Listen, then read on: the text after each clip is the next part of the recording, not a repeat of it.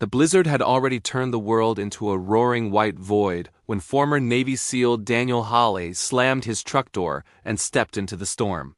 The wind screamed like a living thing, snow cutting across his face like shards of ice. He hadn't stopped by choice. He had been driving toward a remote mountain cabin, trying to outrun memories he didn't want to face. But when he saw the stranded family on the roadside, one woman clutching a newborn, while four terrified little girls huddled against her, something inside him snapped into place. The same instinct that had once kept him alive on battlefields where hesitation meant death. Beside him, his German shepherd, Ranger, growled low and urgent, pressing toward the storm. Daniel had learned long ago to trust that sound. Ranger's instincts were never wrong. As Daniel pushed closer, the woman turned toward him. Her expression held fear, exhaustion, and disbelief, as if she couldn't decide whether he was a threat or a miracle. Her lips were pale, her hands shaking violently, and the newborn in her arms barely moved. She tried to say they were fine, but the storm swallowed her voice. Ranger stood calmly at Daniel's side, ears forward, body still. The children stared at the dog, then slowly leaned closer to him, instinctively trusting his steady presence. Daniel raised a gloved hand to keep them calm and spoke clearly. He explained he was a former Navy SEAL, trained for emergencies far worse than this. And even without knowing their story, he knew one thing for certain: if they stayed here, the cold would kill them before nightfall. The woman whispered her name, Mara. Her car had died hours earlier. She had tried to keep her children moving through the storm until her legs gave out. But as she spoke, Daniel sensed there was more. And when she finally admitted they weren't just stranded, they were running, his attention sharpened. Her husband had died a month ago. Since then, his brother had grown unstable. Showing up uninvited, making threats, demanding things she refused to give. When Mara realized he wouldn't stop, she grabbed her children and fled toward distant relatives, hoping the mountains would hide them. The storm arrived before safety did.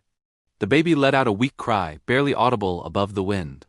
Daniel stepped closer and wrapped his coat around them. Mara didn't pull away. She knew she had no other choice. Ranger moved in front of the girls, blocking the wind, and they pressed into his thick fur. Daniel carefully took the baby and told Mara they had to move now. Together, they fought through the snow toward the truck. Every step a battle. Inside, the heat blasted on, and relief washed over Mara's face like someone who had been alone far too long. But as Daniel pulled onto the road, something caught his eye in the side mirror. Fresh tire tracks, deep, sharp, not his.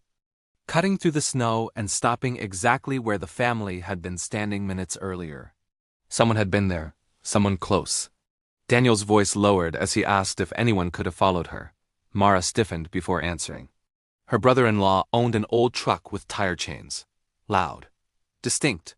She had heard something earlier but convinced herself it was a plow. Daniel knew better. Desperation made people dangerous, and storms like this erased limits. He made a decision without hesitation. They weren't going to a motel or a highway rest stop. He was taking them to his cabin, isolated, stocked, and built to survive storms like this. The drive up the mountain felt endless. Snowdrifts climbed halfway up the doors.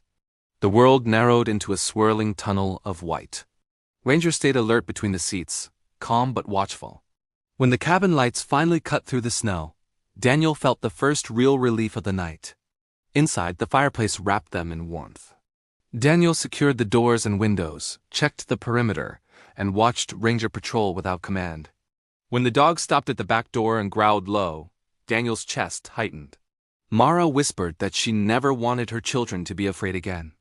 Daniel looked out through the storm and saw it faint headlights far down the mountain road. Slow. Searching. He turned back to her and spoke with absolute certainty. "You're not facing this night alone." And outside, the storm howled as the real danger drew closer.